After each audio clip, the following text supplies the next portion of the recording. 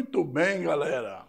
Vamos agora para aquele resumo, né, da nossa aula de hoje, porque daqui a pouquinho vocês vão lá fazer as atividades, né? Praticar direitinho, discutir entre vocês, discutir no bom sentido, né? Sobre a física e fazer as atividades. Vamos lá então, para a nossa aula de nosso resumo de hoje. Olha aí, ó, primeira lei de Newton, né? Já sabe que temos mais duas para trabalhar. A primeira lei de Newton, ela estabelece aí a questão da força, a inércia. Então, o que é força, né? Precisamos analisar o que é força. O conceito de força, na verdade, estabelecido pela primeira lei de Newton, né? E nós temos aí a medida de uma força que é um kgf igual a 9,8 newton. Força é qualquer modificação do movimento causado no corpo. Só é possível causar a modificação do movimento de um corpo se você utilizar o que nós chamamos de força. Então, força é isso, esse é o conceito de força.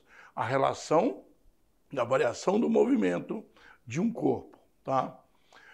Esse 1 kgf é porque 1 kg força, tá?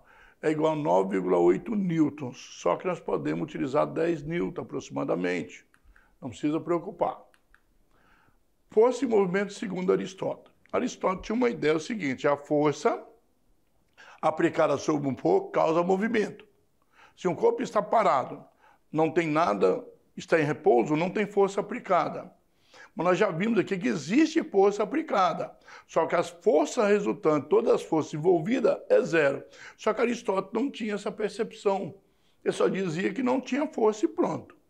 E ele dizia que enquanto a força estivesse aplicada no corpo, ele está em movimento. Cessou a força, cessou o movimento. Então, você está empurrando a bola com a mão, você solta, ela parava, mas ela não para. Para se estiver na velocidade muito pequenininha, aí para. Então, mas se você tiver com a força um pouco mais, quando você solta, ela continua movimentando. Aristóteles não tinha essa ideia ainda de fazer essa questão de força e movimento em laboratório, fazer experimentação. Mas aí, 2000 anos depois, nós tivemos o Galileu que faz esse trabalho, faz os cálculos, faz experimentação, e aí ele percebe que, na verdade, que a força cessou, a força, o corpo continua em movimento. Se não fosse aquela particularidade que nós chamamos, na verdade, de atrito, o corpo ia continuar para sempre em movimento. Não tinha nada que faria ele parar. Então, as conclusões de Galileu: se um corpo estiver em repouso, é necessária a ação de uma força sobre ele, diferente de zero, para colocá-lo em movimento. Inclusive, Newton vai dizer que é uma força resultante, tá? Diferente de zero. Que às vezes você coloca a força e não entra em movimento. Uma vez iniciado o movimento, cessando a ação das forças que atuam sobre o corpo, ele vai continuar a se mover indefinidamente em linha reta com velocidade constante, tá?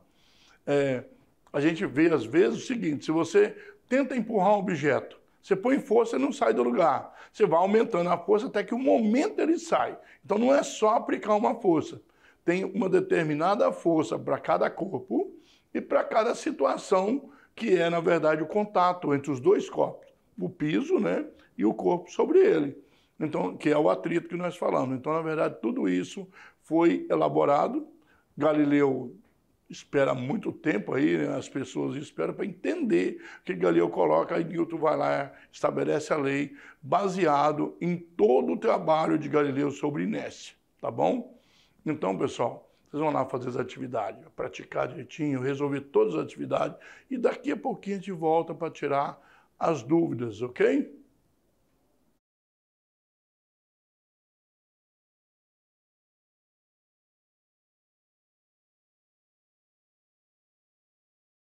Estamos de volta, né? Grande professor aqui, Sâmio, junto, ajudando vocês a tirar essas dúvidas aí, ok? Então, nós pedimos que vocês fizessem essa atividade, vocês já fizeram, acredito. Pode conversar entre vocês, pode usar a calculadora durante nossas aulas, durante as nossas avaliações, só não pode ir lá em concurso nenhum, inclusive no Enem, tá bom? Vamos lá então? Vamos tirar essas dúvidas aí. Se caso ficou alguma, a aula está bem tranquila hoje, acredito que vocês acertaram todas. Trace as forças normal e peso nos blocos. Pessoal, força-peso, ela é sempre vertical para baixo, não tem como. A normal, ela é perpendicular à superfície, tá? Olha aí, a peso, né? E a normal. Nesse caso, a superfície é horizontal. A gente percebe que a superfície aqui horizontal, a normal faz 90 graus com a superfície. Cinza aí, ok? No corpo 2, a peso continua vertical para baixo, ela não depende de nada. Só que a normal agora, ó, a superfície está empurrando esse objeto para cá, fazendo 90 graus com a superfície. Mudou já normal. Olha aqui, ó, peso continua sendo vertical para baixo, só que agora a normal, olha aí, é este corpo aqui empurrando 90 graus com a superfície, tá? Então, olha bem que não confunda normal e peso. Geralmente, muitos exercícios vêm desse jeito, dá a impressão que normal e peso são sempre opostas, sentidos opostos em mesma direção. Não é. A normal é um apoio da superfície, perpendicular à superfície. Mudou a superfície, ó, aqui, aqui e aqui. Mudou a direção da força normal e o sentido, ó, apontando para cima, apontando para a esquerda, apontando meio para baixo. Então, na verdade, essa mudança aí, tá?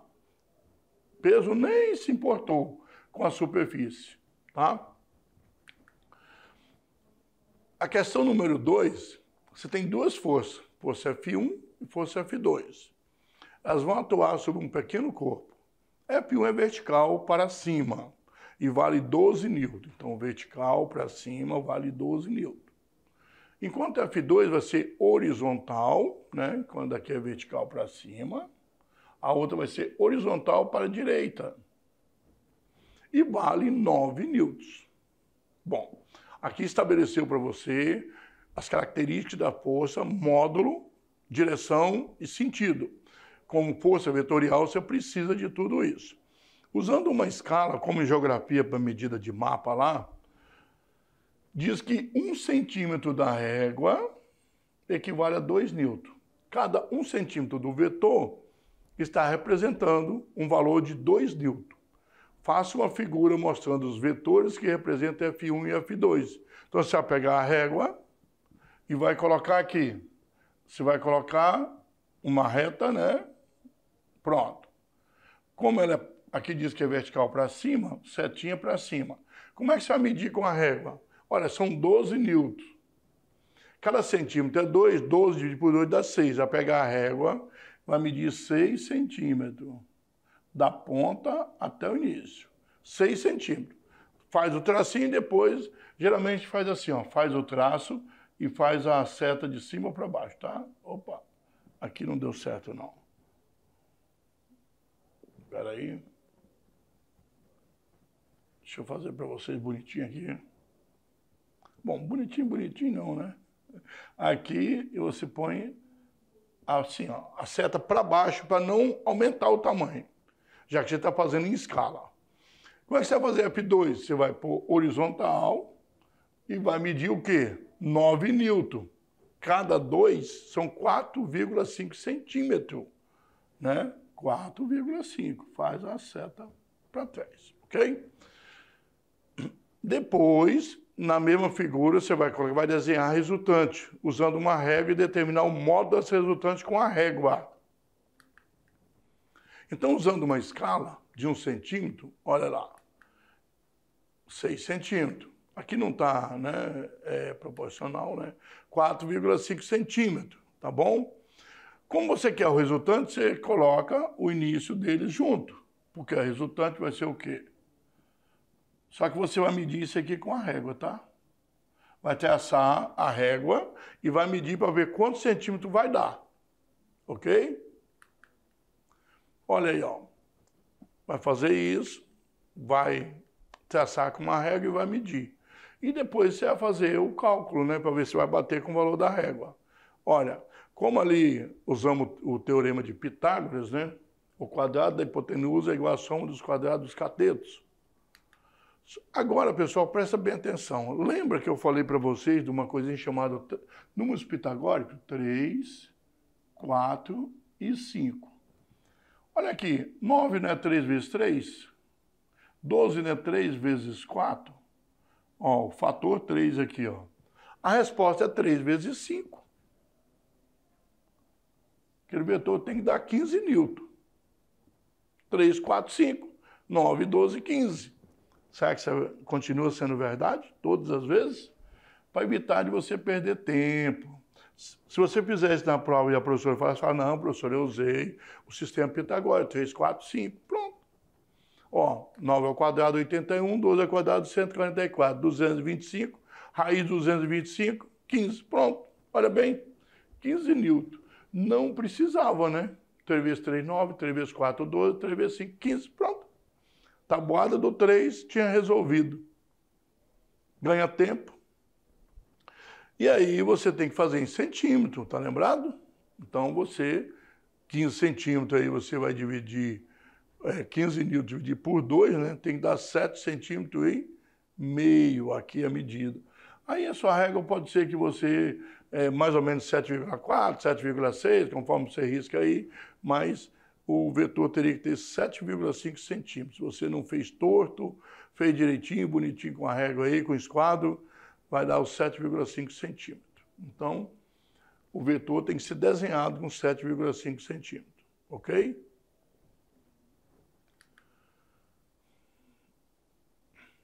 Bom, mais uma questão, né? Já trabalhamos duas aí, usamos a régua.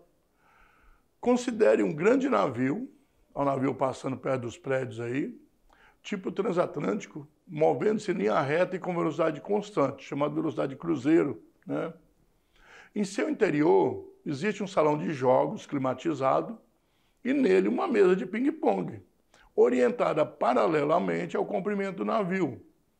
2 jovens resolvem jogar ping-pong, mas discordam sobre quem deve ficar na frente ou de costas para o sentido de deslocamento do navio. Então, supondo que o navio esteja nesse sentido de deslocamento aqui, né? Tá chegando, seja a frente dele. Quem fica para esse lado, quem fica para o outro.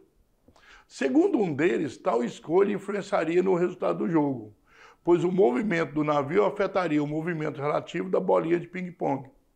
Já que a velocidade relativa, né? Nós já vimos aí, velocidade relativa. Nesse contexto, de acordo com as leis da física, pode-se afirmar que a discussão não é pertinente, pois no caso o navio se comporta como um referencial não inercial, não afetando o movimento da bola.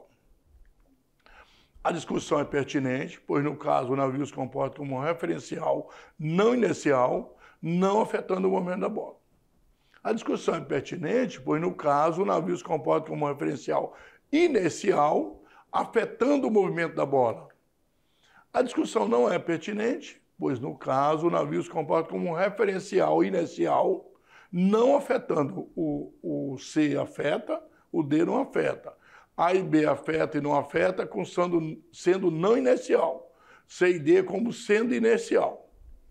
A discussão é pertinente, pois no caso o navio se comporta como um referencial não inercial e quem estiver de costas para a frente do navio vai ter vantagem, pois a bola terá maior velocidade. E aí, pessoal, o que seria? Olha, do mesmo jeito que nós estamos aqui no planeta Terra, a Terra tem uma velocidade enorme, girando sobre si mesmo. Será que nós somos afetados quando você vai para o sentido de rotação da Terra ou sentido contrário, você é afetado pelo movimento? Você que está aqui na Terra, é a mesma discussão do navio, certo? Claro que não, né? Vamos voltar então ali que nós vamos ver que o caso do navio é um referencial inercial, nós estamos estudando o Newton com referencial inercial, não afeta o movimento da bola dentro desse navio, tá? Então, a discussão não levava em nada. O fato de estar na frente, no mesmo sentido contrário, não influencia. O que pode influenciar a bola, independente do navio ou não, seria vento. Mas nós estamos dentro de uma sala de jogo toda fechada, não tem vento. Então, não teria nenhuma referência aí que atrapalhasse o movimento da bola. Ficar em qualquer lugar é a mesma coisa que jogar na sua sala de aula, dentro de um outro lugar qualquer aqui no planeta Terra, tá bom? Então, acho que bem simples aí. Vamos para a questão do Enem? Se liga no Enem, né? Ao estudar o movimento dos corpos, Galileu Galilei considerou que um corpo com velocidade constante permaneceria nessa situação caso não atuasse sobre ele qualquer força ou se a somatória das forças, que a força resultante, fosse igual a zero. Então, as forças resultantes somou tudo, dá zero, ele não pararia mais, né?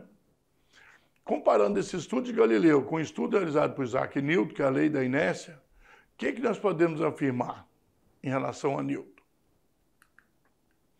Um corpo com velocidade constante, intensidade, direção e sentido, possui força resultante igual a zero. Olha que a velocidade tem intensidade, direção e sentido. Então, é um MRU, né? Constante tudo, MRU, movimento retilíneo uniforme. Um corpo em repouso com velocidade constante igual a zero, possui força resultante igual a zero.